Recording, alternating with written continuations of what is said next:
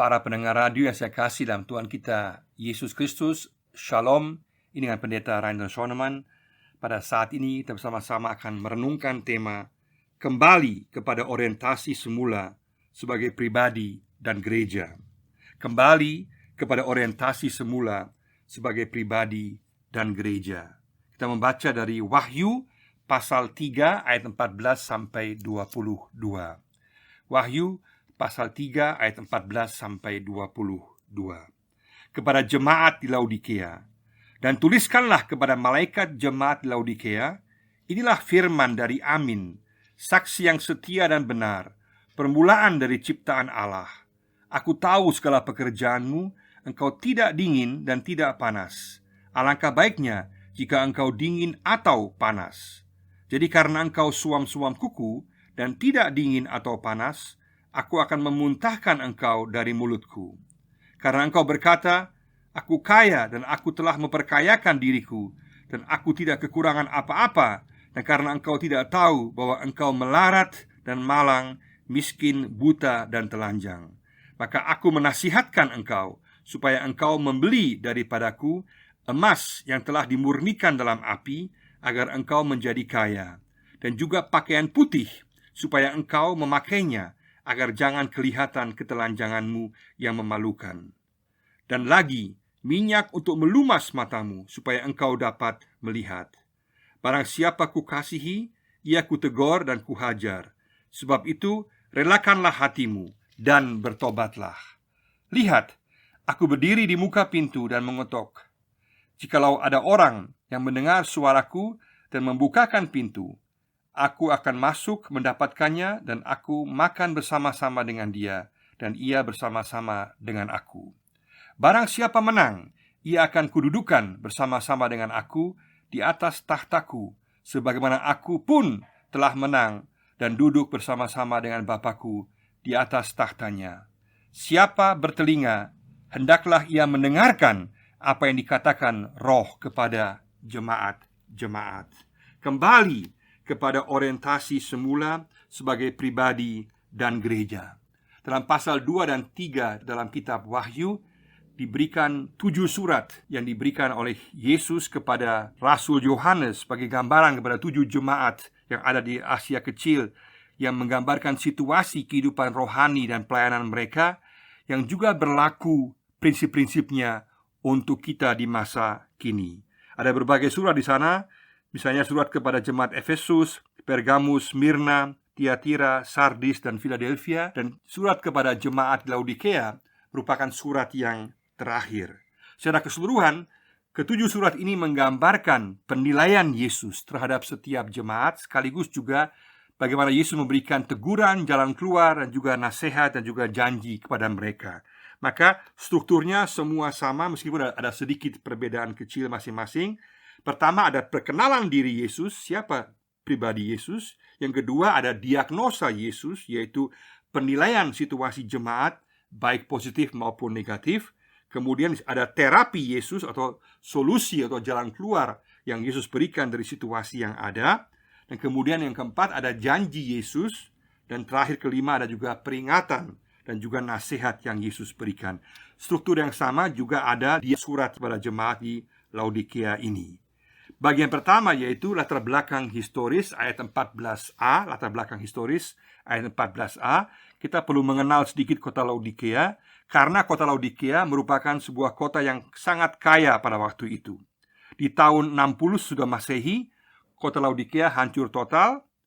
Kemudian karena ada gempa bumi, kemudian mereka berhasil untuk membangun kota itu kembali dengan kekuatan sendiri tanpa bantuan daripada pihak Romawi, karena mereka tidak mau bergantung kepada pihak Romawi. Mereka mau tetap mempertahankan kemandirian mereka. Maka kota Laodikea dan juga jemaat Laodikea adalah kota yang kaya dan makmur. Dan juga kita lihat bahwa di sana juga ada pusat perbankan, ada pusat tekstil, mode, dan juga perhubungan di Asia Kecil. Dan juga di situ juga ada pusat pengobatan mata pada waktu itu. Ada seorang ahli yang sangat terkenal bernama Philalethes. Dia adalah seorang dokter mata yang terkenal dengan menciptakan berbagai ramuan, salep, dan juga minyak untuk pengobatan mata yang tetap berlaku sampai kepada abad pertengahan. Tapi jemaat atau kota Laodikea mempunyai masalah. Mereka tidak mempunyai sumber mata air sendiri. Mereka bergantung kepada bantuan air daripada kota-kota atau tempat-tempat yang lain, baik air yang dingin maupun juga air yang panas. Dan informasi ini semua penting untuk mengerti situasi kota Laodikea, karena gambaran-gambaran ini juga diberikan oleh Yesus yang berbicara secara kontekstual langsung dengan menyinggung hal-hal yang ada di kota Laodikea, sehingga bagi mereka dulu dapat mudah dipahami. Tapi bagi kita perlu tahu latar belakang situasinya supaya jelas apa yang Yesus maksudkan dengan teguran-teguran yang Yesus berikan di sini. Dan jemaat Laodikea didirikan oleh para murid dari Paulus, karena Paulus waktu itu dia melayani Tuhan di Efesus, dan dari Efesus ada banyak mereka yang belajar dengan Paulus di Efesus. Mereka kemudian yang membawa Injil ke kota Laodikea. Bagian yang kedua di sini adalah perkenalan diri Yesus, ayat 14b. Perkenalan diri Yesus 14b. Yesus memperkenalkan dirinya sebagai penguasa dunia yang sesungguhnya, yang sudah ada sejak permulaan dunia. Dan juga dia menjelaskan kebenaran bahwa apa yang dia sampaikan adalah sungguh-sungguh benar. Sehingga dikatakan kata amin. Jadi apa yang Yesus sampaikan itu benar dan sejati, dan dialah penguasa dan kebenaran sejati itu sendiri, dan harus diperhatikan oleh jemaat Laodikea secara sungguh-sungguh. Sehingga Yesus sungguh-sungguh mengetahui situasi keadaan Laodikea. Dia penguasa dunia ini, dan apa yang dia katakan itu benar.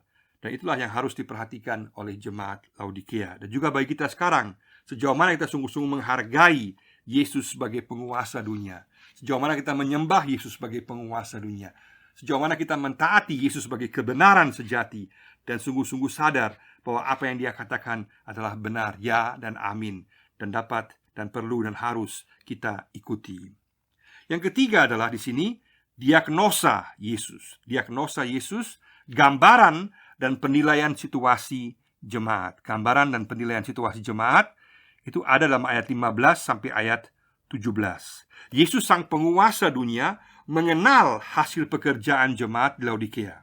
Dia tidak dapat dikelabui atau dibohongi. Dia sungguh mengenal situasi jemaatnya. Untuk dapat menyembuhkan atau terapi diperlukan sebuah diagnosa yang tepat.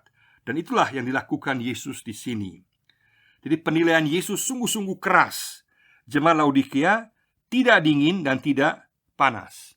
Setidaknya seharusnya jemaat Laodikea itu satu di antaranya. Idealnya kedua-duanya, dingin atau panas, atau sebaiknya dua-dua, dingin dan panas. Jadi di sini dingin dan panas dua-duanya bersifat positif. Yang negatif adalah suam-suam kuku. Di sini kita kembali kepada masalah sumber mata air. Laodikea mempunyai sumber mata air dingin dari Kolose sekitar 12 km yang dibawa lewat pipa-pipa air, dan juga ada air panas dari kota Hierapolis sekitar 10 km.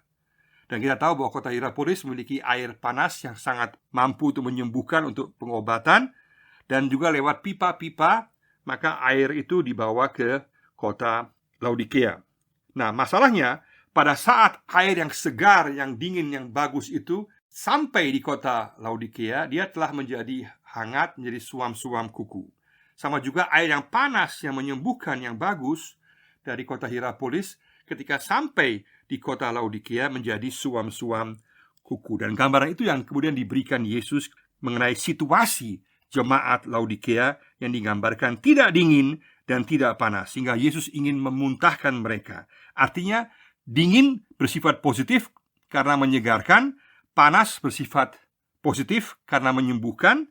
Tetapi jemaat Laodikea tidak bersifat menyegarkan dan tidak bersifat menyembuhkan, sehingga bersifat suam-suam kuku dan tidak enak dan mau dimuntahkan oleh Yesus. Sekali lagi, kontrasnya bukan antara panas dan dingin, tapi antara panas dingin dan suam-suam kuku. Jadi panas dan dingin positif, suam-suam kuku yang negatif.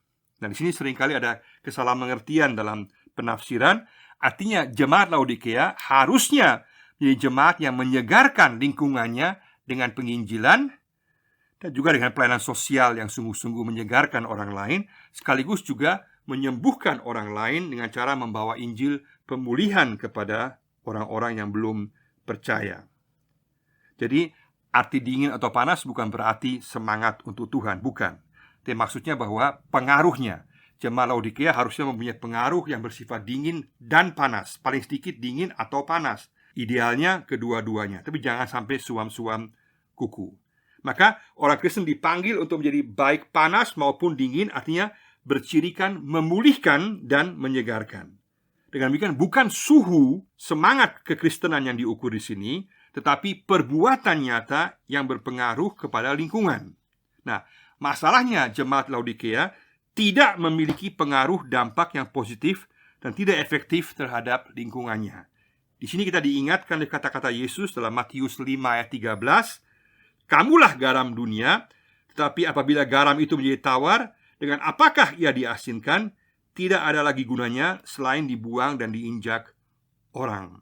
Dulu garam berbentuk batu, dan jika asinnya hilang, kemudian dibuang dan dijadikan jalan. Jemaat Laodikia tidak memancarkan sinaran kasih kepada sesama dan tidak dirasakan oleh orang lain, yang seharusnya menjadi ciri khas orang percaya. Jemaat Laodikia tidak memiliki pengaruh yang positif dan juga tidak efektif. Tapi lebih parah lagi, mereka memiliki pemahaman yang salah tentang diri mereka sendiri. Mereka tidak bersedia untuk dikritik dan juga dievaluasi. Mereka sangat bangga dengan diri mereka sendiri, puas diri dan juga angkuh. Karena mereka kaya, maka mereka otomatis beranggapan bahwa Allah memberkati dan senang berkenan dengan keberadaan mereka. Kekayaan dan kemakmuran mereka mengerti sebagai diberkati oleh Allah. Namun demikian, Yesus sangat keras mengkritik sikap mereka ini dan pandangan mereka ini, karena mereka telah menjadi buta terhadap kekayaan yang sebenarnya, yang sejati, yang bernilai di hadapan Allah. Hanya kekayaan sejati inilah yang berlaku di hadapan Allah. Jemaat Laodikia telah kehilangan orientasi dan juga telah meninggalkan kehendak dan juga norma-norma Allah. Keadaan mereka digambarkan dengan sangat parah situasinya, yaitu bahwa mereka sesungguhnya mereka miskin, buta, dan telanjang. Artinya sungguh bertolak belakang dengan pandangan mereka sendiri yang mereka anggap diri mereka itu kaya, mata mereka secara jasmani baik, dan memiliki pakaian yang bagus. Secara keseluruhan, jemaat Laodikia pertama tidak memiliki pengaruh yang positif, dan pelayanan mereka tidak efektif dan tidak menyentuh. Yang kedua, mereka memiliki kepuasan diri, kebanggaan diri yang salah, yang semu, dengan pemahaman mengenai berkat jasmani yang salah, serta kesalahan pengertian akan keselamatan. Dan ketiga, mereka telah kehilangan orientasi, pandangan, penglihatan, sehingga salah prioritas dalam kehidupan pribadi dan juga jemaat mereka. Sungguh-sungguh parah. Yang keempat di sini, Yesus menawarkan yang keempat, terapi Yesus. Solusi jalan keluar melalui pertobatan dan orientasi yang baru. Terapi Yesus, solusi jalan keluar melalui pertobatan dan orientasi yang baru. Ayat 18 dan ayat 19. Sebagai terapi, sebagai solusi jalan keluar untuk permasalahan mereka, ditekankan pentingnya suatu pertobatan, yaitu keluar dari berpusat dari diri mereka sendiri dan sekarang berorientasi kembali kepada Allah dan menemukan kekayaan sejati pada Allah. Alkitab tidak bersifat negatif terhadap kekayaan, dan kekayaan pada dasarnya bersifat netral. Yang menjadi masalah adalah pada saat ada penyalahgunaan kekayaan dan juga sikap meninggalkan Tuhan atau menganggap otomatis kekayaan sebagai berkat Tuhan, padahal telah meninggalkan Tuhan. Di sini digunakan berbagai gambaran dan dari konteks sekitarnya, juga dari dunia perbankan, dari dunia tekstil, dan juga dari produksi minyak atau salep pengobatan mata, untuk menggambarkan pentingnya pertobatan yang mereka harus lakukan. Ada 3 panggilan pertobatan yang adalah metanoia sejati, pertobatan sejati, yang ditujukan oleh Allah kepada jemaat di Laodikia. Yang pertama, jemaat Laodikia dipanggil untuk membeli emas yang telah dimurnikan. Artinya jemaat harus berorientasi kepada kekayaan kekal yang sungguh bernilai dan tidak mengejar kekayaan atau emas palsu yang semu. Yang kedua, jemaat Laodikia dipanggil untuk membeli pakaian putih dari Allah. Pakaian putih melambangkan kebenaran yang Tuhan berikan, yang Tuhan pakaikan. Misalnya Wahyu pasal 3 ayat 4 dan 5, Wahyu pasal 4 ayat 4, juga Wahyu pasal 6 ayat 11. Secara jasmani mereka berpakaian bagus, namun secara rohani mereka miskin dan telanjang. Mereka dipanggil untuk mengandalkan Tuhan. Penghargaan tertinggi yang manusia dapat peroleh adalah kepastian penerimaan dari Tuhan, dipakaikan pakaian putih pembenaran dari Tuhan. Yang ketiga adalah pertobatannya. Jemaat Laodikia dipanggil untuk menjernihkan pandangan mereka agar dapat melihat, menilai segala sesuatu dengan jelas, serta mengarahkan pandangan mereka kepada Yesus, berorientasi dan mengikut Yesus. Maka jemaat Laodikia dipanggil untuk pertama berorientasi kepada kekayaan kekal, berorientasi kepada kebenaran yang sesungguhnya. Yang kedua, yang berlaku di hadapan Tuhan. Dan ketiga, berorientasi kepada pandangan, penilaian yang benar sesuai dengan pandangan Yesus. Pendidikan hajaran Tuhan seringkali merupakan cara Allah untuk membawa manusia kembali melalui suatu pertobatan. Apabila melalui firman Tuhan manusia tidak lagi mau mendengar, keras kepala, maka Tuhan dalam kasih-Nya bisa memakai cara-cara lain yang lebih keras, yang mungkin agak menyakitkan secara jangka pendek, namun bersifat menyelamatkan jangka panjang.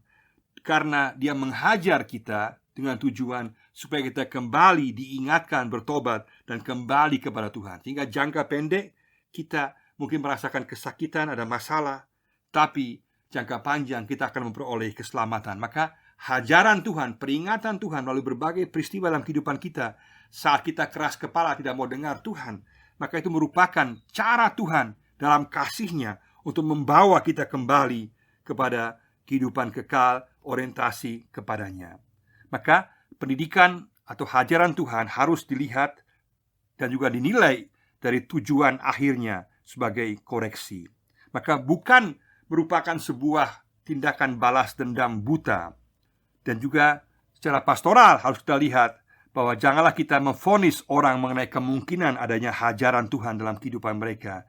Tetapi hajaran Tuhan ini atau pendidikan Tuhan ini pasti akan dapat dirasakan oleh setiap orang secara pribadi, sehingga dia merasakan bahwa ada teguran Tuhan lewat soal kesehatan, permasalahan ekonomi, hubungan rumah tangga, anak, sesama, ada bencana dan lain-lain, dapat menjadi cara Tuhan untuk mengingatkan kita agar kita kembali kepada Dia. Maka setiap orang harus merasakannya sendiri. Maka Roh Kudus yang akan bekerja dan akan memanggil kita kembali kepada hubungan bersama-sama dengan Dia. Yang kelima adalah janji Yesus. Janji Yesus ayat 20 dan ayat 21. Ada dua janji yang diberikan Yesus di sini menggunakan gambaran dari konteks yang ada di kota Laodikia. Yang pertama adalah janji pertama, persekutuan dengannya, persekutuan dengan Yesus. Yesus digambarkan berdiri di muka pintu dan mengetuk serta menunggu sampai ada orang yang dengan sukarela membuka pintu. Latar belakang kota Laodikia memainkan peranan yang penting di sini. Laodikia merupakan sebuah kota pusat perhubungan, dan mereka telah membangun sebuah tembok kota yang besar untuk melindungi diri mereka dari begitu banyaknya orang yang datang dan meminta tumpangan dan makanan dari mereka. Yang paling parah adalah orang-orang Romawi atau para penguasa lokal yang memaksa mereka untuk membuka pintu gerbang kota dan menyalahgunakan kebaikan orang Laodikia untuk tumpangan dan makanan. Sangatlah berbeda jauh, kontras yang luar biasa besar dengan Yesus, Sang penguasa dunia, penguasa universal yang tidak memaksa, bahkan menunggu dengan sabar dan menawarkan persekutuan dengannya. Yesus di sini memberikan penawaran yang luar biasa. Yesus memberikan hubungan pribadi dengannya dengan Sang penguasa dunia yang ingin memberkati kita dengan pengampunannya, dengan keselamatannya, dan dengan pemeliharanya. Hubungan pribadi dengan Yesus inilah yang merubah. Sungguh luar biasa. Kalau penguasa lokal, mereka malah merampas. Yesus berbeda. Penguasa dunia universal, Dia memberi pengampunan, keselamatan, pemeliharaan kepada dan memberkati setiap orang yang mau berhubungan pribadi dengan Dia, membuka pintu hatinya bagi Yesus, Raja segala raja. Janji yang kedua adalah keikutsertaan dalam pemerintahan Allah di masa depan. Keikutsertaan dalam pemerintahan Allah di masa depan artinya persekutuan kita dengan Yesus saat ini hanya bersifat terbatas, dan tidak sempurna, tapi penggenapannya masih akan datang. Dan akan ada persekutuan yang sempurna pada saat Yesus datang kembali sebagai penguasa dunia, di mana semua orang yang percaya, yang memiliki hubungan pribadi dengan Yesus, akan memerintah bersama-sama dengan Allah yang bersifat universal, yang bersifat jauh lebih tinggi daripada pemerintahan yang bersifat lokal yang dimiliki oleh orang-orang Laodikia pada waktu itu, yang mereka sungguh-sungguh banggakan. Artinya tawaran Yesus sungguh luar biasa, hubungan pribadi dengan sang penguasa dunia. Dan kedua, keikutsertaan dalam pemerintahan Allah di masa depan yang bersifat universal. Yang keenam, yang terakhir adalah peringatan Yesus. Peringatan Yesus ayat 22. Yesus menegaskan pada akhirnya keseriusan pentingnya panggilan pertobatan yang harus dijawab oleh jemaat Laodikia, sehingga jemaat Laodikia jangan sampai menyia-nyiakan kesempatan tersebut. Katakan, siapa bertelinga, hendaklah ia mendengar apa yang dikatakan Roh kepada jemaat-jemaat. Yang menonjol adalah bahwa Yesus sama sekali tidak memuji jemaat Laodikia.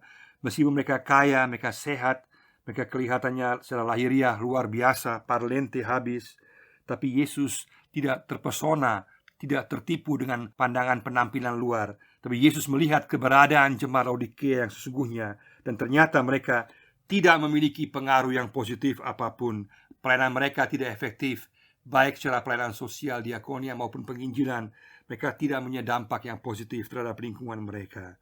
Mereka bahkan memiliki kepuasan diri, bangga diri, dan juga pemahaman yang salah tentang berkat jasmani yang mereka anggap sebagai berkat Tuhan, sehingga mereka anggap Tuhan berkenan kepada mereka. Bahkan juga pandangan mereka tentang keselamatan juga salah. Mereka mengandalkan diri mereka sendiri. Dan mereka juga puncaknya telah kehilangan orientasi, pandangan penglihatan yang harusnya terfokus kepada Yesus. Mereka terfokus kepada diri mereka sendiri, sehingga akhirnya jemaat Laodikia tidak memiliki pengaruh dan efek yang positif terhadap lingkungan mereka, baik secara penginjilan maupun secara sosial diakonia. Tidak panas dan juga tidak dingin. Mereka suam-suam kuku dan mau dimuntahkan oleh Yesus. Dan Yesus kemudian memberikan jalan keluar bagi mereka untuk bertobat secara total, dengan berorientasi kepada kekayaan kekal, berorientasi kepada kebenaran yang sesungguhnya berlaku di hadapan Allah, dan berorientasi kepada pandangan penilaian yang benar yang hanya dapat diberikan oleh Yesus.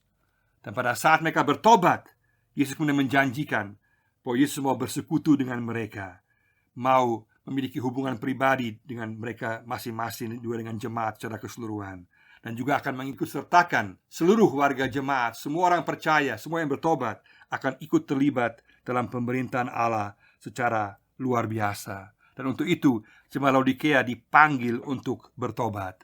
Hal yang sama juga berlaku untuk kita.